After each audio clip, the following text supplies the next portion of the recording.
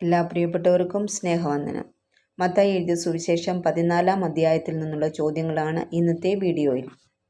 ഒന്നാമത്തെ ചോദ്യം: യോഹന്നാൻ സ്നാപകൻ മരിച്ചവരിൽ നിന്ന് ഉയർത്തു വന്നതാകുന്നുവെന്ന് യേശുവിനെക്കുറിച്ച് പറഞ്ഞതാര്?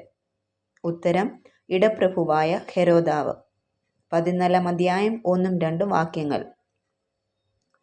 ചോദ്യം 2: ഹെരോദാവിൻ്റെ സഹോദരൻ ആര്?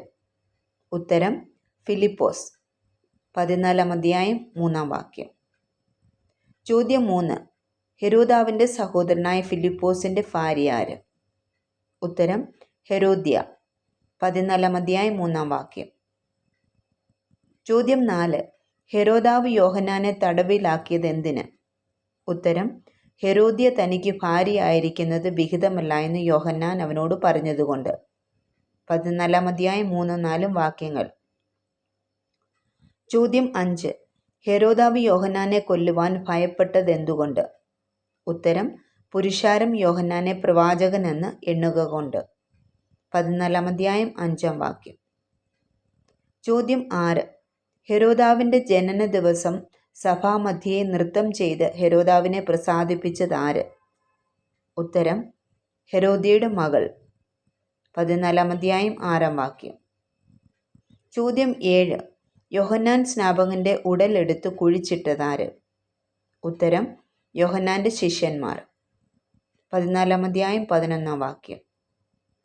ചോദ്യം 8: യോഹന്നാനെ ശിരച്ഛേദം ചെയ്തുവെന്ന് കേട്ട് യേശു എവിടേക്ക് വാങ്ങിപ്പോയി?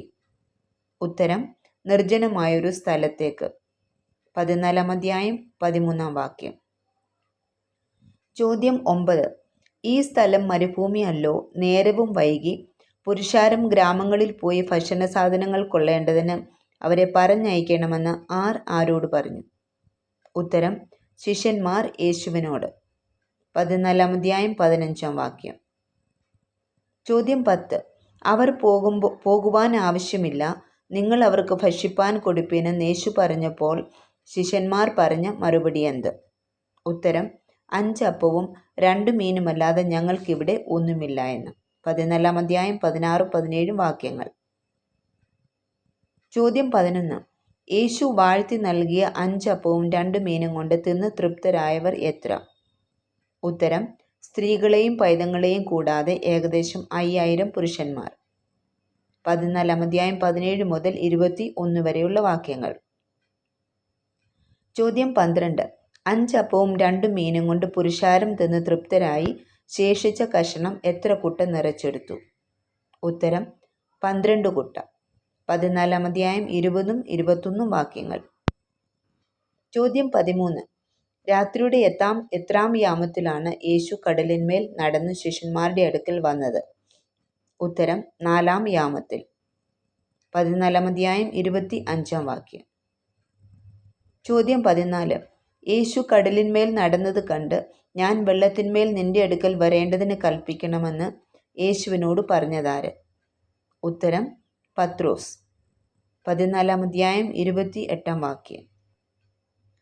ചോദ്യം 15: അല്പവിശ്വാസിയെ നീ എന്തിന് സംശയിച്ചു എന്ന് യേശു പറഞ്ഞതാരോട്?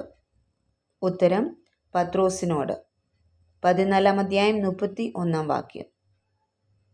ചോദ്യം 16: നീ ദൈവപുത്രൻ സത്യം എന്നു പറഞ്ഞ് പടകിലുള്ളവർ യേശുവിനെ നമസ്കരിച്ചതെപ്പോൾ? ഉത്തരം: യേശു പടകിൽ കയറിയപ്പോൾ കാറ്റമർന്നു, അത് കണ്ടപ്പോൾ. 14-ാം അധ്യായം 32-33 വാക്യങ്ങൾ. ചോദ്യം 17: യേശുവിൻ്റെ വസ്ത്രത്തിൻ്റെ തൊങ്ങൽ മാത്രം തൊടുവാൻ അനുവാദം ചോദിച്ച ദേശക്കാർ ഏത്? ഉത്തരം: ഗന്നേസരത്ത് ദേശക്കാർ. 14-ാം അധ്യായം 34 മുതൽ 36 വരെയുള്ള വാക്യങ്ങൾ. ഈ വീഡിയോ നിങ്ങൾക്ക് അനുഗ്രഹമായെങ്കിൽ ദയവായി മറ്റുള്ളവരിലും എത്തിക്കുക. ദൈവം നമ്മെ അനുഗ്രഹിക്കുമാറാകട്ടെ.